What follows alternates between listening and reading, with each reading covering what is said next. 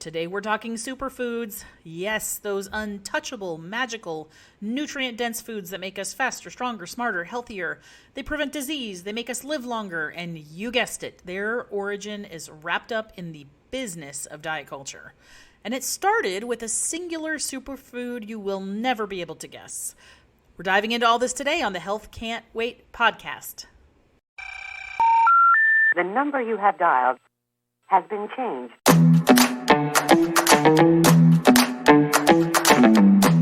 Y'all, I'm changing, you're changing, and we are changing our cultural and clinical obsession with size right here. I'm Dr. Maggie Landis, a physician, public health nutritionist, and health at every size educator. And we're doing the hard work here, friends. This podcast is going to challenge everything you think you know about health, nutrition, diets, and weight. I invite you to come for the science and stay for the sass. We are getting this done together because health can't wait.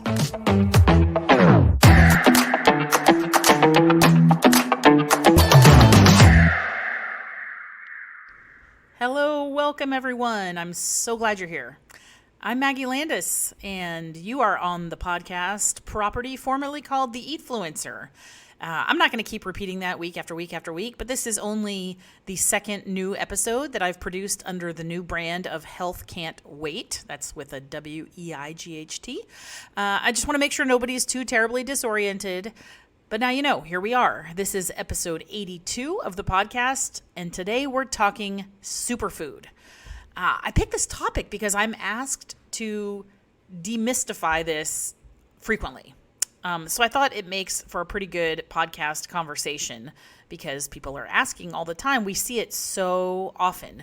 And generally, the line of questioning that I receive sounds like this. I heard, I read, I saw, fill in the blank superfood, will cure, will reduce, will prevent, fill in the blank condition. And that's generally followed up with, should I add this to my diet? Should I increase my consumption of this? Should I, seek this out and take attention to this superfood? Well, here's the caveat. I'm not here on this podcast or in my business or my professional teaching or anything to answer your shoulds. All right. If I tell you what you should do, that completely discredits your autonomy and gives you this message completely antithetical to what I'm trying to teach, because there is no right or wrong way to eat or make decisions about food. And if I tell you what you should do, suddenly that becomes the right way, and anything that's not that is the wrong way. And that's not what I'm in the business of doing. I'm not here to convince anybody to eat one thing or another. But I am in the business of giving you accurate scientific information. And I am in the business of drawing attention to the marketing influence and the deception that we are constantly barraged with.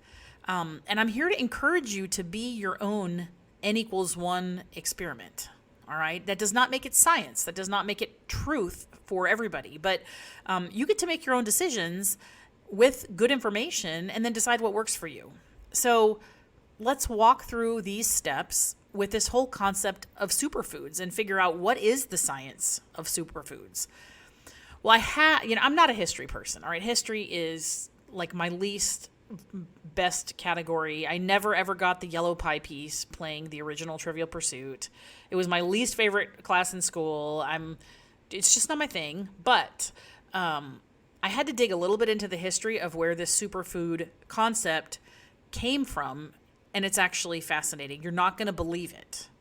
The first superfood that was openly sort of touted. This is where the name started. This is the OG superfood. Guess what? Da-da-da, banana.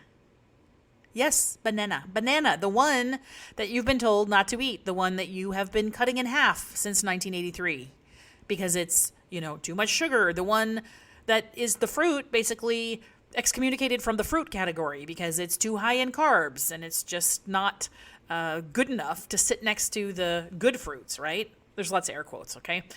Bananas were the original superfood. So here's where this came from. So like 100 years ago, right around, the early part of the 20th century, the time, preceding and leading up to World War I, There's a lot of conflicts going on in Central America where the U.S. was, this is my non-historical description of a historical event. Basically, the U.S. got involved mainly because they wanted to protect their power in the region that was near the Panama Canal, because we knew that that was going to revolutionize global trade and we needed our hand in that pot. So there was a lot of things going on, so much so that there was stuff going on in that Central America region called the Banana Wars. And if you want to read about the Banana Wars, you can come back on the podcast and tell it in much more, accurate historical context. But long story short, there was a company called the United Fruit Company who their major export from Central America to the U.S. was bananas. And the instability in that area of the world was threatening their business, because if the U.S. kind of lost control and lost the access to all these trade routes, they had a lot of skin in the game because it was threatening their business.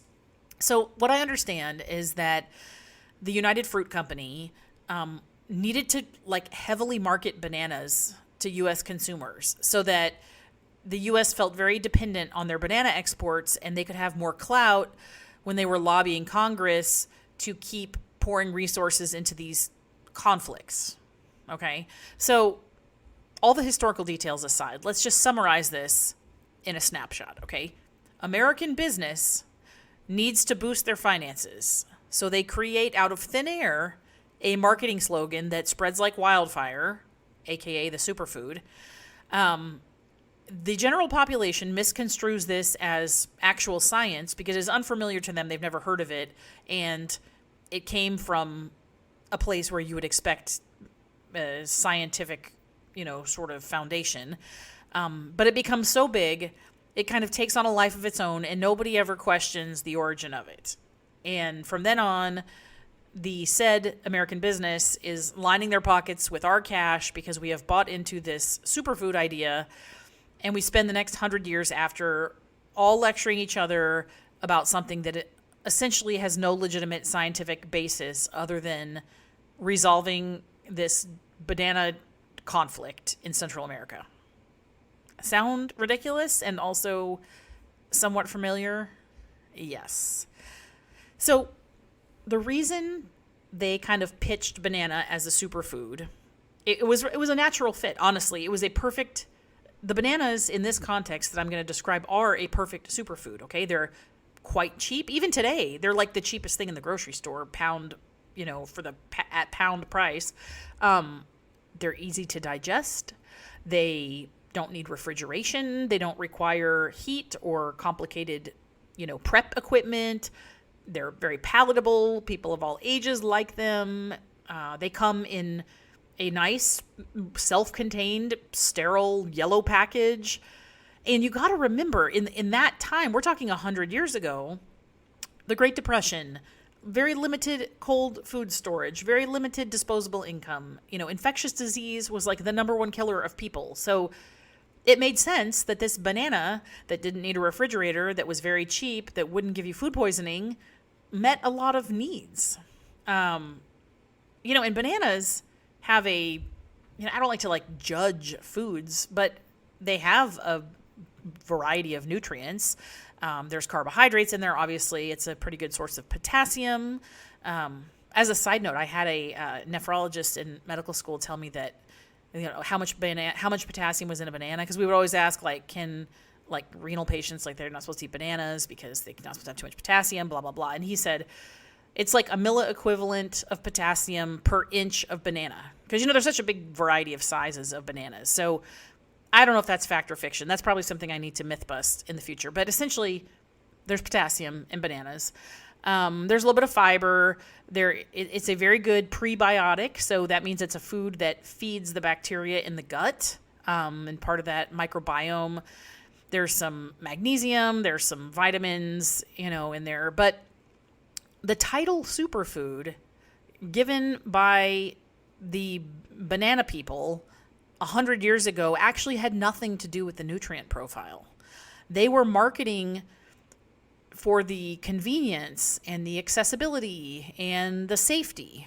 of it. So our concept now, this first century concept of superfood being like a magical nutrient holy grail, is not the original definition. And I think perhaps we'd be better off if we went back to the old school definition. Number one, because we could eat more bananas. And number two, we've really perverted this superfood definition in a very elitist sort of way. So let's move along the timeline a little bit and get out of remote history, because that is not my strong suit. But, if we're talking about bananas as the original index case superfood, the OG, we can walk down a grocery store aisle now or sit in front of TV commercials, and there's hundreds of products with packaging, with taglines, with marketing slogans about superfoods. And whether you eat them or not, or are interested in this or not, I bet you can name some, because it is that commonplace that we associate that term. Ones that get a lot of street cred as superfoods, anything green. Okay, if you are wearing green and you stand still long enough, you will be considered a superfood.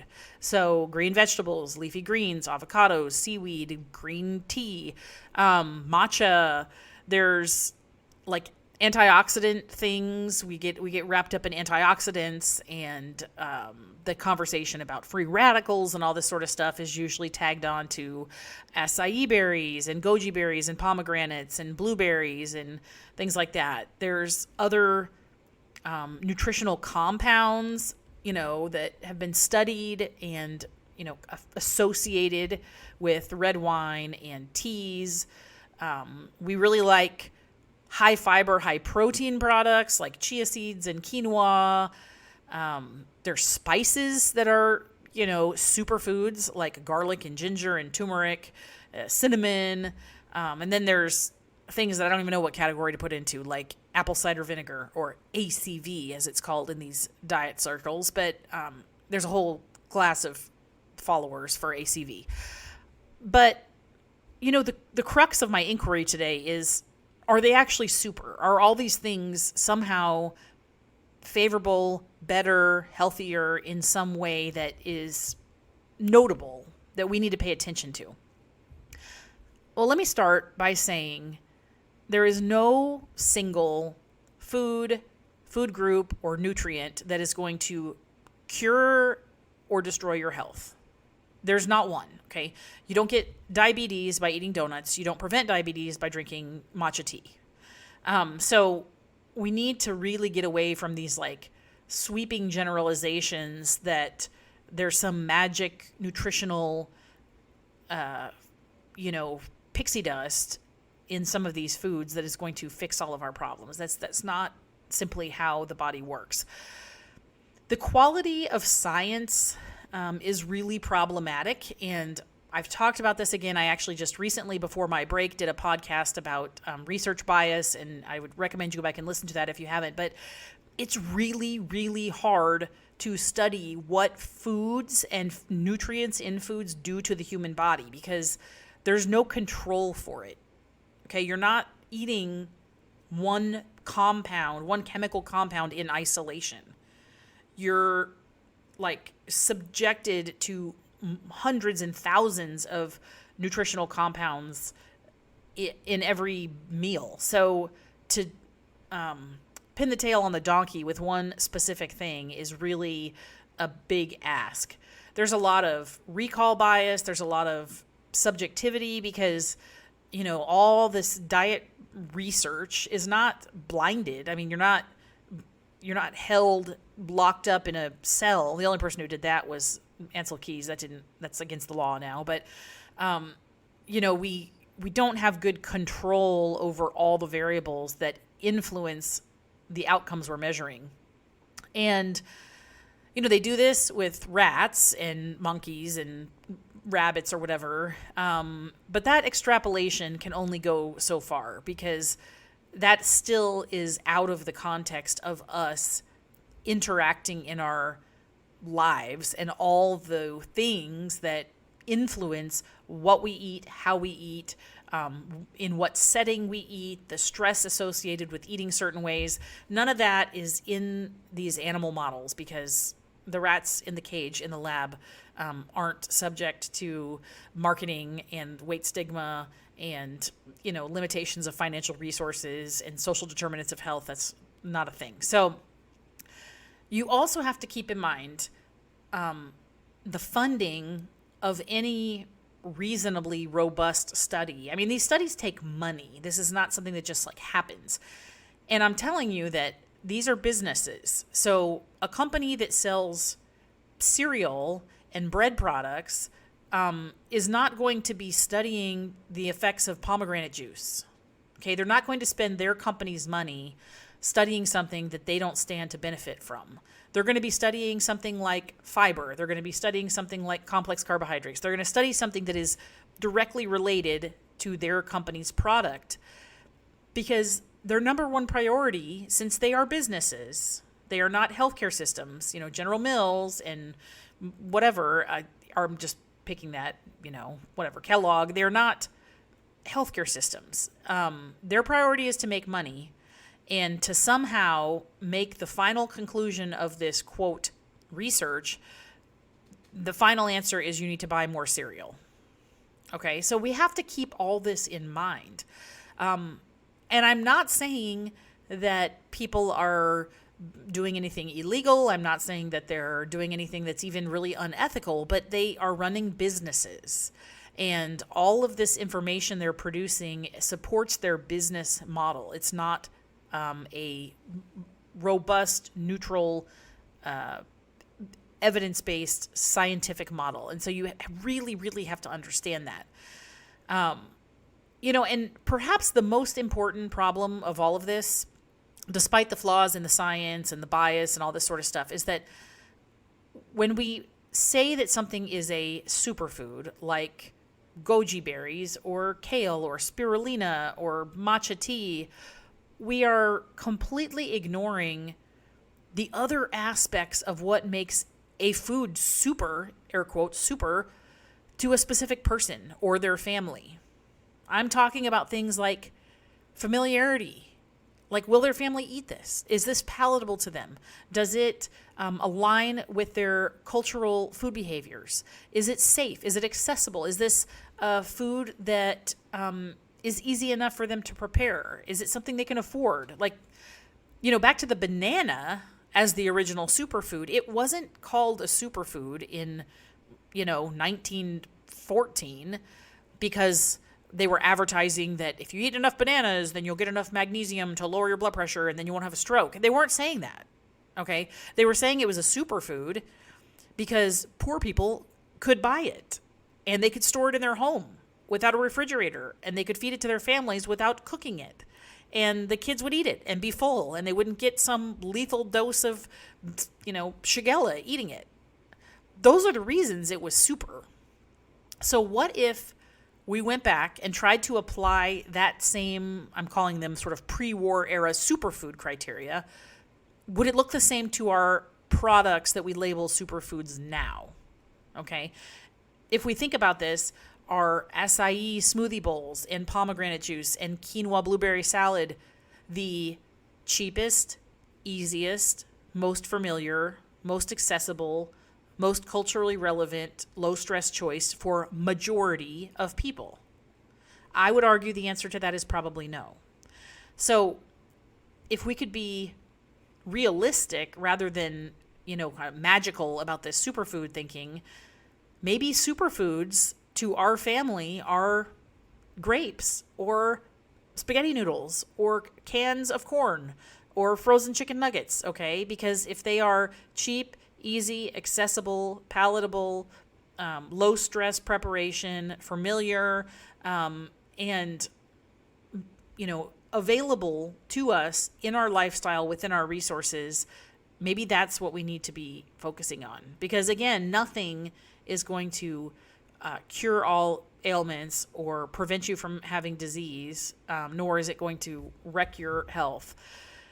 So I want to make a couple of important sidebars here. First of all, if you love and have access to and can afford to eat blue spirulina powder and fresh raspberries and quinoa, there's no shame in that. I'm not knocking your food choices. I like some things in that category, all right? But we all have food and body autonomy.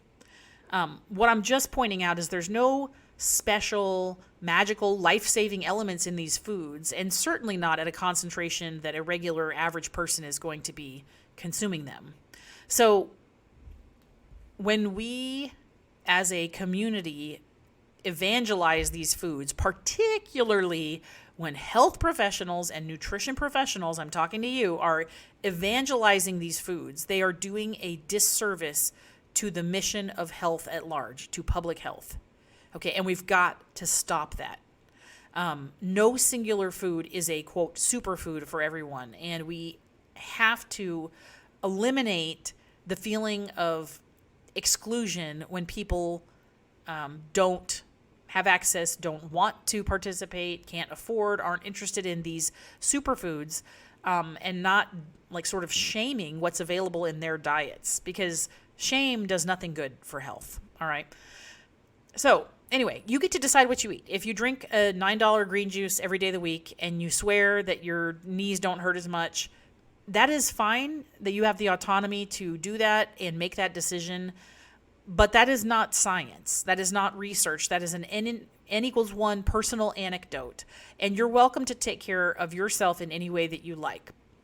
But also, if you are a regular old person trying to get home from your night shift and get your kids out the door in the morning, putting something in their stomach so they're not hungry at school, and you only have the capacity to microwave frozen waffles, that is also okay. And that is how you're taking care of your family. All right? So either of those things is fine. And one doesn't need to be like elevated over the other in a moral, values associated way, because it's just food. Food is just food. There's not better foods and worse foods and morally acceptable foods and other things. So anyway, here's the interesting part. So that I did a little searching, a little literature search to try to figure out if there's scientific research on these superfoods. But I will tell you, shy of going in and picking out every single individual element and looking up resveratrol and looking up vitamin C and looking up antioxidants and stuff, most of the studies that come up when you search this in like a literature repository are about the economic and marketing aspects of superfoods. There were tons of studies where this is not a bioscience model. This is a social science model where they're doing studies in marketing psychology and the science of decision making and all this sort of stuff, because really it's marketing. The super short summary of this whole episode is this is marketing. This is not science. And the hanging on to the notion of superfood as a biologic panacea and some cure-all nutrient does not improve the health of individuals, and it does not improve the health of the general population, both of which should be the goals specifically of people practicing in the health professions. Okay. So anyway, before I get some nasty hate mail about goji berries or whatever, I want to clear something up. All right. I'm not saying no food can possibly change some limited functionality in the human body. Obviously, we put things into our body and we absorb these nutrients and vitamins and macronutrients and minerals and fiber, and all these things are, well, you don't absorb fiber, but you get what I'm saying. All these things do interact in the human body in both chemical and physical reactions. And so I'm not saying there is no effect, but what I'm saying is that the effect that is proven when you overdose a rat with goji berry extract is very different than telling the average American family that putting goji berries in their kids' trail mix is going to prevent them from having diabetes. Okay, we are not even talking the same language. So how do we do this? How do we acknowledge what is legitimate science. There is some out there, not as much as you think there is, but there is some, but not like really overdo this and put too much emphasis in a place where it's not deserved. Well, what I'm saying is that, in my opinion, the best way to approach this is not to micromanage and overthink this. Try to approach your food attitude with like an eye for curiosity and with the attitude of variety and diversifying your food choices. And go ahead and conduct your own N=1 experiment with food you like that you have access to. But no matter what you conclude, whether it makes you sleep better or it makes your knees feel better or you're less depressed or your skin looks better, that does not make you or the food the answer for everybody. And that is not a substitute for conclusive, high-quality scientific evidence. And let me tell you what, I'm preaching to healthcare professionals, because if you're wearing a white coat and doing anything, then you are held to, in my opinion, a much higher standard. And you cannot give out this N=1 personal, anecdotal nutrition information as if it were scientific truth. I think you're doing a tremendous disservice to your patients and to our profession. In fact, I really think it's very ignorant and may even be negligent. You know, I hate to say that, but it's just, we can't do that. We can't, it's like hearsay in the law profession is doctors talking about nutrition to patients and just telling them that since they, you know, eat goji berries and do keto, that's what all their patients should do. Okay. We can't do that. So here we go. Now, if you listen to my last episode, I'm introducing a new segment on, I think I'll do it every episode. I don't know. I'm kind of a work in progress here, but we have this episode now called Truth or Trash. And what this is a little bite-sized portion of the show where I pick a question, a singular, very directed question that either people ask me or have brought to me or something I've thought of, and we're going to debunk, is this information truth or trash? Okay, so the truth or trash for today is, what about those little fruit and veggie pills, you know, the little powdered capsule things that you see on the infomercials, all right?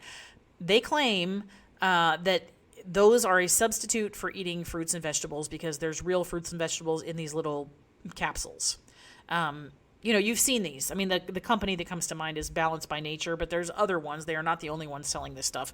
And those commercials, there's always like some smiling senior citizen, you know, skipping through their garden, doing squats and saying that their life is better because they eat these pills. Okay, so my quick take on this. Food is not medicine, and a pill made out of food is not medicine and also is not food. So part of the nutritional profile of an actual food stuff is how it exists in nature, how the elements of it, the nutrients are combined, how we prepare them, how we chew them, how they interact with our digestive enzymes, how they interact with our microbiome, et cetera, et cetera. So I don't believe you can dehydrate, you know, broccoli, grind it into a powder, put it in a pill, and then say that that's the same thing as eating a broccoli. Okay. That doesn't even seem sensible. And I don't think it's sensible to you either. But here's the other thing too. These things are nutritional supplements. And if you're not aware, nutritional supplements in the United States are not vetted and safety checked and held to the standard of either prescription or over-the-counter pharmaceuticals. They are nutritional supplements. They don't undergo safety testing, efficacy testing, purity testing. The FDA does not manage that before they reach the market. So there's like, who knows what's in here? Like, who even knows what's in here? If what they even say is, you know, antioxidant compounds and vitamin C and whatever, we don't even know if that's in there. We also don't know what else is in there because there is a very big problem with contamination because of the lack of consistent, what's the word? Like they're not being regulated at all. the way that like a drug is. If you take a 10 milligram tablet of something, what do I take 10 milligrams of? 10 milligrams of something, okay, then if it's a prescription drug, there's 10 milligrams in there.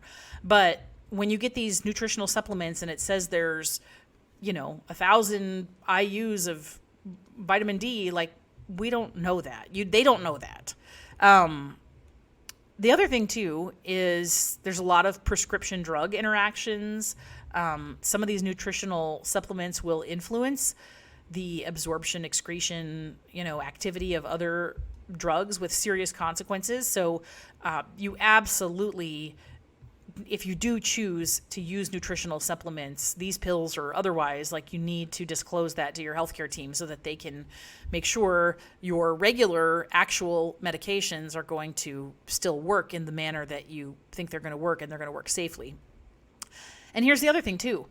These little vegetable pill things are expensive. Like, I went on the website, the Balance by Nature website, and like, it costs in the ballpark of like $70 to $90 a month for their like basic, what they recommend, you should take. Of course, the people selling the stuff, making the recommendations, is a little bit of a conflict of interest, but nobody stops to question these things. We just see the people skipping through their gardens, shoving these vegetable pills in their mouth, and we think we need that. But truthfully, you would be better, taking your $90, if you even have $90 to spend on this kind of thing, and buying, $3 of produce a day. I mean, it really would be better. These daily pills, it's, about $3 a day to take these, whereas you can buy a pound of apples for $1.49 or something. So anyway, what's our verdict? Truth or trash? Trash. This is trash science. I am generally not in favor of, supplementing in this way.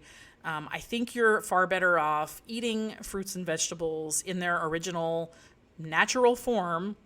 And by the way, fruits and vegetables are very much, this is a side note, this is not really part of this trash thing, but, we get so fixated on vegetables. But especially with our kids, I will tell you what, there is a maturation curve of learning to like and love vegetables. They taste different than fruits, okay? And you know that. And they are a little bit bitter, and they are a little bit fibrous, and it is not always the most palatable thing, especially for kids. If you have kids that love vegetables, outstanding, then you are doing outstanding. But if your kids would rather eat fruit over vegetables, you know what? That's fine. And the original superfood was the banana. So keep that in mind. Okay? So, a little longer than I thought on my truth or trash tirade, but worth it, I think. I'm very appreciative for your listenership, and thanks again for being in my community here. If you have an idea for a truth or trash segment, I want you to email me or send me a message on social media, and kindly, before you turn off your podcast player today, pop over to my show, leave a rating or review. That gives me a little pat on the back. But more than that, this gets this content that I'm producing here in front of the people that will benefit from these conversations the most. All right? So I hope you enjoyed this topic today. Until next time.